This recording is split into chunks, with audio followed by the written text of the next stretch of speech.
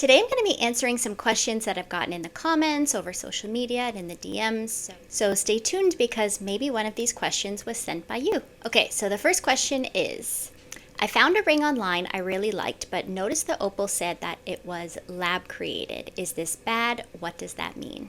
Like all lab gemstones, including lab diamonds, this opal was not naturally found in the earth, and it was actually synthesized in a factory. What I will say right off the top is that white opal, which is the most common type of opal that we find in jewelry, is also the least expensive, and in general they really aren't that expensive overall, and so it is a little bit egregious in my opinion to use a lab created white opal. You should just be using natural opal in my opinion in jewelry because the price is still very low. The other thing about opal is that one of the most interesting things about this gemstone is how they form naturally. While there are many theories, it's still actually considered a scientific wonder and a mystery. And so this is, for me, one of the most interesting things about having an opal in your collection and wearing it. And obviously, you're really missing out on that when you have an opal that's been made in a factory. Unlike lab diamonds, which are 100% carbon, they're not complicated, and they are pretty much identical to the diamonds that you find in the earth.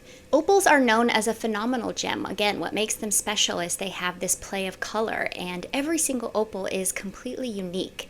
And the other thing that I'll say is that lab-created opals are not identical to the opals that you find that are natural to the earth. They really do have this kind of strange snakeskin, very uniform pattern to the play of color, and they really do stand out as not being natural. At least for me, when I look at them, there's always something that's kind of not quite right about them. Having said all of that, of course, if it's a piece of jewelry that you just really love the look of, and if the price is right, which hopefully you've gathered from everything I've said here, this is something that shouldn't be too expensive. Maybe it's even set in something like sterling silver or gold vermeil, so the price is quite economical. Then obviously go for it. Sometimes we just want pretty things, and that's okay.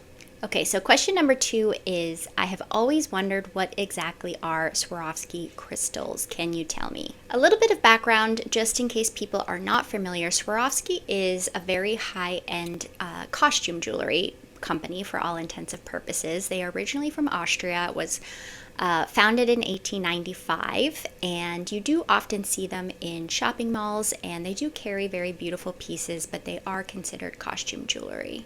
The interesting thing about Swarovski crystals is that a lot of people assume they are actually CZ, cubic zirconia, which is a synthetic version or lab-created version of cubic zirconia, which is naturally occurring but extremely rare. So pretty much all the CZ that you find in costume jewelry has been made in a lab.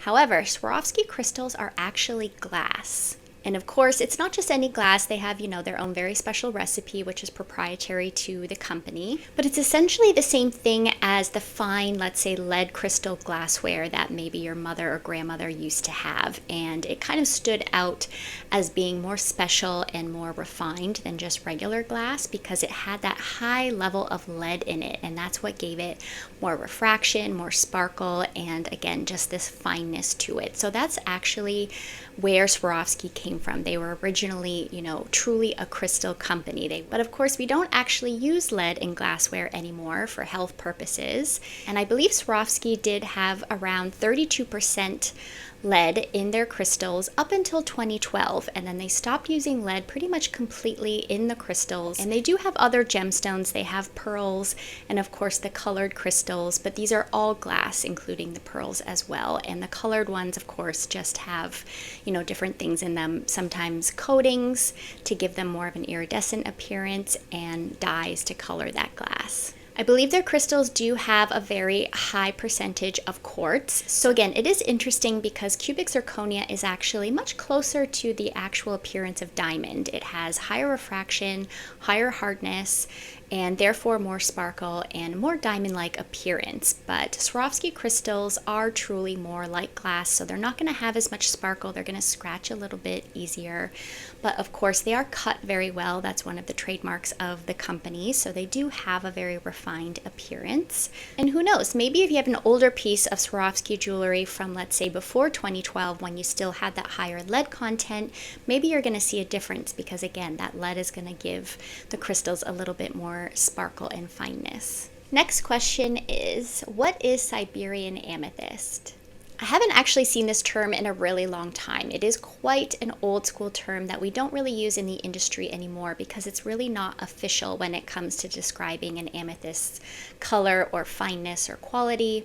However, it is something that you might still see when it comes to descriptions of historical or antique jewelry. The origin of this term is because amethyst was once only found in Russia. So Russia is the most historical source when it comes to amethyst. And before amethyst was found in Brazil, it was actually extremely rare and sought after. It was definitely just as valuable and expensive as, let's say, rubies, diamonds, emeralds, and sapphires because there wasn't that much available coming out of Russia. I talk a little bit more about this in the 5 things to know about amethyst video. So if you love amethyst or you want to learn more, definitely check that out. But like any historical source, it's kind of been romanticized a little bit, definitely because we really don't see Russian amethyst on the market anymore. And like anything from the past or anything that's no longer available, again, it's kind of being thought of as extremely high quality or, something that we wish that we still had now. So I think when people use Siberian amethyst, of course, they are describing that it's, if you're using that term, it should be an amethyst that's actually been mined in Russia. But it's also been romanticized to describe the ideal color of amethyst. So like anything, again, if you're coming across something labeled as a Siberian amethyst, you just want to do your research and cover off the details, especially if you are looking for something that has that beautiful ideal color, or if you are wanting an antique with a piece that actually does have a stone coming from Russia. Again, if you want to learn more about amethyst or Rose de France amethyst, another very popular variety, definitely check out those videos to get more details. Next question is, when I'm shopping online, I get very confused between the differences of gold vermeil, gold plated, and gold filled jewelry. Really, what is the difference, or are they the same thing? So I'll talk about these 3 things, let's say, in order of durability and general quality. And the first one is gold plating. Now gold plating is really just, a quick dip or even being done with a chemical reaction, which is just depositing a very fine layer of gold. It could be any caratage, 14 karat, 18 karat, onto a base metal. And that base metal could be brass, it could be sterling silver, and now what's very popular is actually stainless steel because it's hypoallergenic and it's not going to give you that rash or even turn colors over long periods of time. With gold vermeil, it is traditionally a much thicker layer of that gold over the base metal, and the base metal is traditionally sterling silver. So of course now the quality and the value is definitely, a grade up because sterling silver is a precious metal. It's also hyperallergenic. It's not going to give you again, that rash. But the thing with sterling silver you have to remember is that it does oxidize in the air. It gets that tarnish on it. And it will still do that even with the gold layer over top. So it's not a bad thing, but it will still have to be polished just like a regular sterling silver necklace or bracelet. You're going to get that kind of darkness, that tarnished look on the gold, and you can just use a jewelry wipe, for example, or polish to kind of get rid of that, and it's not permanent by any means. And of course, because that gold layer is thicker, you don't have to worry about that color kind of just rubbing off or, coming off very easily in the water if you're going to wear your jewelry, or when you're sweating or anything of that nature. Lastly, gold-filled jewelry is definitely the most durable. It's an even thicker layer of gold, and it's also been mechanically bonded or heat bonded to its base layer, so that makes it even more durable. However, the base layer usually is a brass rod.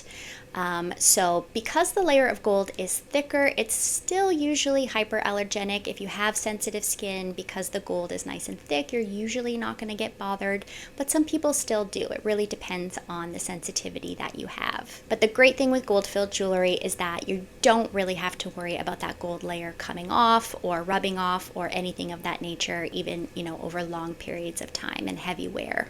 Thank you so much for watching. If you have any more questions, definitely leave them in the comments below, and I'll definitely be choosing a few for our next Q&A video.